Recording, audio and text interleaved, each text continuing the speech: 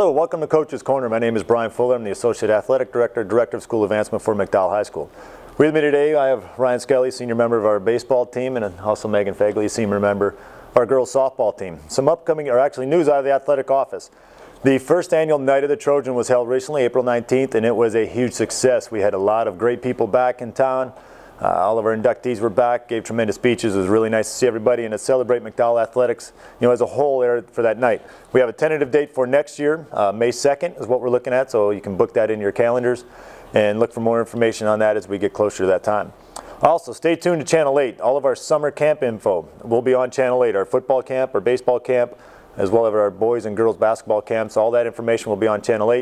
And of course, you can always call the athletic office at 835-5428 and we'll get you whatever information you need there. Now to our interviews. Ryan. Okay, Ryan Skellie, again, member of our baseball team. Currently, you guys are 14-2, 4-1 in your region. I'd say that's a pretty successful season so far. Just maybe give a little bit of background for the people out there. We said you're a baseball player. When did you get started in athletics? As long as I can remember, really. Probably about the age of 4 or 5. I started playing t-ball, and I stuck with basketball and baseball ever since that age. Okay, you're very successful here at McDowell. You're one of our stud athletes here in basketball. Like you said, you played basketball for Coach Etz and our boys basketball team this year, on our baseball team now. What do you attribute your success to in high school? Probably my parents, the way they raised me. My dad made me a hard worker ever since I was young. And a lot of the coaches I've had through the years, you have helped me a lot. And Coach Hayes and Coach Hansen has had a big influence on my life and where I'm going in the next few years. A lot of people may not know this, but you're actually a pretty good volleyball player as well. When you were younger, didn't you participate in the Junior Olympic volleyball camps and tournaments and things like that? Yeah, I played on a Junior Olympic team for 2 years over the summer. I went to Texas the first year and Kentucky the second year. And I had to make a decision, volleyball or baseball, and I chose baseball, and as of right now, it's a good decision to make. So. I think so. Baseball is working out well for you. You're definitely a big part of the Trojan baseball team, and you got things going in the right direction there. But let's back up a little bit, go back to the winter season basketball. I don't know how many people were there that night, but describe what it felt like after the game. You know exactly what I'm going to bring up here. Against Strong Vincent, Mercyhurst College, who was Eric Hansen, brought the ball down the court and saw you out of the corner of his eye and threw it to you, and then you basically had no time to pass it, so you just kind of threw one up, and obviously people know that it went in off the backboard. But what did that feel like to be able to hit the game-winning shot? I mean, that's something you're going to remember forever. You're going to be old and gray someday, talking to your kids and grandkids. Oh, let me tell you about this. And, just kind of describe what that was like for everybody. Well, we're definitely not going to forget it. I mean, at first, I was still in shock of what happened. But when I sat down and thought about it, it was one of the great feelings. That shot doesn't go in, our season's over, and it'll be really upsetting. It was just overall a great feeling. The team, everyone was happy, and I'll never forget it for as long as I live. So I'll always have the video with me. And that was actually the second game-winning shot, so to speak, that night. As Joe Leto hit the one from the corner to send it into overtime, or you may not even ever gotten that opportunity to hit that shot. Let's talk again. Just your life growing up. What positive role models have you had along the way, that have attributed to success in sports or in school or just in life? Well, my dad really, when I was younger, he really wouldn't push me on the athletic aspect of it. It was more of make sure you get your schoolwork done, working harder on the house, putting your time in there, and the athletics kind of came. But him making me a hard worker when I was younger made it more natural for me to work hard at my sports in the off season. It wasn't hard for me to get up and go to the gym and lift, or go hit extra or throw extra, because I was so used to having to work for things and work hard, and that definitely helped me out a lot.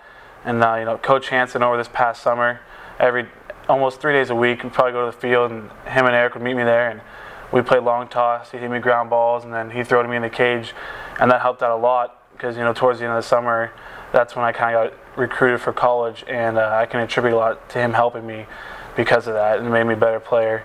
And just coaches in the past, really, I was never really one of the kids on the all-star team, I guess you could say.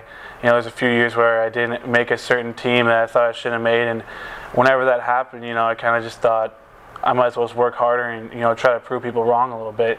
And it worked out to benefit me, actually, not making those teams, because it made me want to work hard and just improve the people that I knew I had the ability to do what I can do. Right, and the hard work definitely paid off for you. I mean, I can attest to that. I've seen you come into the weight room in the summertime. I've seen you up in the cage. I can hear you at the cage from my house. And You're definitely putting the extra time in, and that's really helped to set you up for the future. We talked a little bit. What are your future plans here after McDowell? I'm going to be attending St. Bonaventure University. It's in Ole, New York, about an hour and a half away.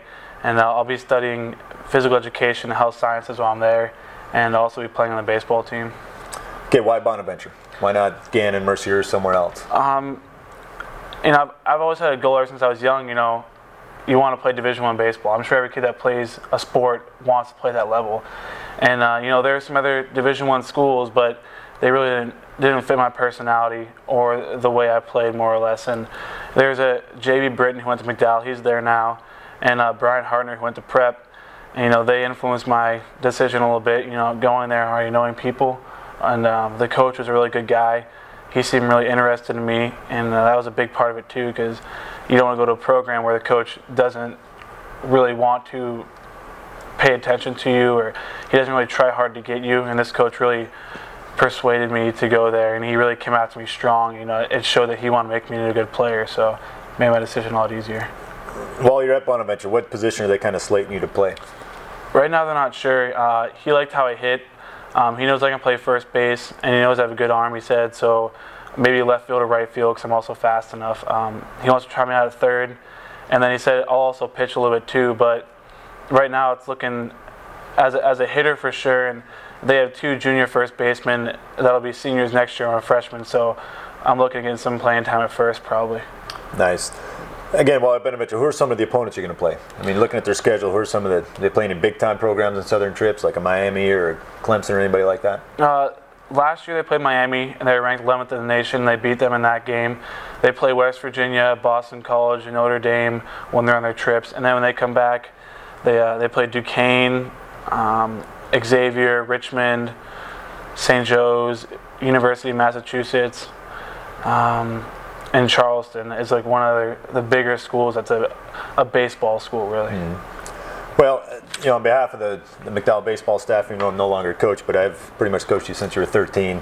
I can say it's been fun watching you develop and grow up, and looking forward to watching you in college and following you through the websites and things like that. And hopefully someday I'll get out to Bonaventure with your parents and watch a game. And so I'm really looking forward to that. And best of luck to you. Thank you. Okay, some upcoming events for the boys.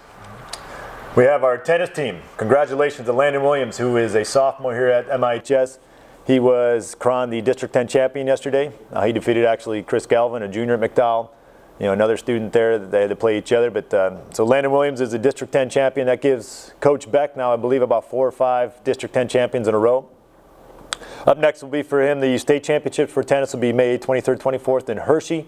And then actually this week we have our doubles District 10 championships, where hopefully 2 more McDowell students will be able to win a District 10 championship with that, and then move on to state tournament for Hershey. Baseball with Ryan and the baseball team, their next big contest. They have a couple coming up here, but the next big one will be Prep at Jariet Park on May 14th. That is a 7 o'clock start. Hopefully everybody will get down there, just like we had a real nice crowd at the last one. But May 14th will be the next time we play Prep, and that'll be at Jariet Park. And then the District 10 championship, which will also be against Prep, is set for May 23rd at a time and location is yet to be determined. Hopefully we'll find that out by the end of this week. But the date is definitely May 23rd for that. Our track team, their District 10 championship will be May 14th, and that will be held at Harbor Creek, out at Harbor Creek High School, and their great facility they have. Then all of our athletes that qualify out of the District 10 meet will then move on to the state championship, which will be May 23rd at Shippensburg University. We're looking for a lot of great things out of our track team with Dan Kwiatkowski and some of the other members to continue rolling as they have been, and hopefully have a great showing at our state meet. And then for our volleyball team, our boys volleyball, we're still waiting to hear word on when their district championship will be. It should be coming up here in the next couple of weeks, and once we get that word out, we'll certainly pass it along to everybody. So that covers the boys events. Up next, we have Meghan Fagley, a senior member of our softball team. She's a third baseman here, and your record 10-6, 1-1 in our region. You guys just had a big game with Vincent recently.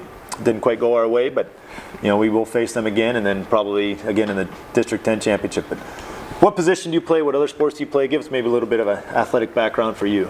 I play third base for softball. That's the only sport I am currently playing, but in the past I've played basketball and golf. So.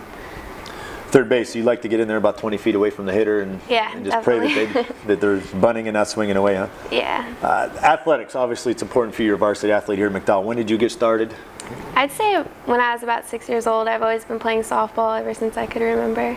So. Nice, so you've been playing right along through MYA, and playing any AAU or any travel? Or Yeah. it seems like now softball's getting really big with travel teams. Yeah, I know they have like a 12 and under team and things like that. So kids are starting competitive softball at a younger age. Do you think that's important? Oh yeah, really prepares definitely. them? I mean, you get so much more competition when you're in AAU teams, you're traveling, and like from state to state, you just see like the different calibers of teams and like what they bring. So it's definitely good. Right, and that's one thing that kind of hurts us a little bit at McDowell being a large school. The competition level that we have to play in District 10, it's good, but it's just a smaller level, but since we're a bigger school. So playing on the travel teams definitely has got to help out with, like you said, getting out in different states and playing the best that are around. Positive role models for you. Who do you look up to? Who did who helped you along the way? I'd definitely say my parents and my older brother and older sisters and coaches too. So they've all attributed. Playing travel softball, it's certainly a big sacrifice for parents. They got to get you to the games. Oh, yeah. It's not cheap. It costs money. You're buying uniforms and travel and things like that. Yeah. But it's definitely worth it. It definitely pays off. What are your personal goals for the rest of this year? What kind of team goals has Coach Margraf set for you guys for the rest of the year? Well, our team goals are definitely, I'd say, win the District 10 championships and go further in the playoffs. And then personal goals, I just want to finish out my senior year with like positive notes and graduate and continue on. That's always important. You want to make sure you get that diploma and able to go to the next step. Let's look ahead a little bit. District 10 championship. Who do you guys think you'll play? Who's it between? Vincent. So you're going to face Vincent again. You'll play him one more time, regular season, and then you'll face him again in the districts. We talked about that game a little bit, how it didn't really work out the way you wanted. But you guys have to be pretty confident, even after that game, even though you didn't win it. But you guys were up 5-2 going into the last inning, so you're able to put runs on them. Any adjustments have to be made? Coach Margraf talked to you after that game. Is there anything he's looking for you guys to do different? I think, well, towards the 7th inning, we were just making mental errors and just a couple of errors here and there, and that ended up having the runners scoring, and that's how they won in the 7th inning. So as long as we play a good mental and physical game, I think it's definitely going to be a good game. It just shows how important it is to play for 21 outs, because you give up, you get 2 outs in the 7th, they still have a chance. I mean, that was always one of my biggest things. You got an out, you got a chance. As long as you have that opportunity left, there's still time to come back. Okay, last question. Future plans. What are you going to do after McDowell? Next year I'll be attending the University of Akron and to be majoring in graphic design. For softball, I'm definitely looking into do intramural softball there. And intramurals are big. I played baseball in college, but I also participate in a lot of intramurals, and those can be just as much fun, without all the time commitments of college athletics. Because even Ryan, you'll find out soon, college athletics, it's a little different than high school. It's almost like a full-time job between that and your studies. So it's a big step, but it's a lot of fun. Thank you. We look forward to following you in the future as well. Some upcoming events for our girls teams. We talked to Meghan a little bit about softball. Our District 10 championship will be May 22nd, 1 o'clock at Barron.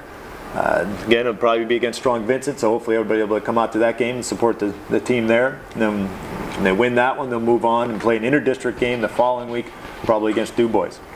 For our girls track team, their District 10 championship is also the same days as the boys. That will be May 14th again at Harbor Creek High School. And then as well, all the qualifiers from there will go on to the state championship, which will be May 23rd at Shippensburg University. That wraps it up for our girls' upcoming events. And again, just to wrap up the show, we thank everybody for watching our Coach's Corner today. Thank everybody here from the Mill Creek Township School District TV and Channel 8 and all that crew, and Mr. Strobel and his classes. They always do a great job with everything to put this show on. I'd like to thank Ryan and Meghan for being my guests today. And if you have any questions or comments regarding McDowell Athletics, of course, you can always call 835-5428. And also, just to make people aware, these shows are actually on the internet, and anyone can access them, review them by going to www.mtsd.org.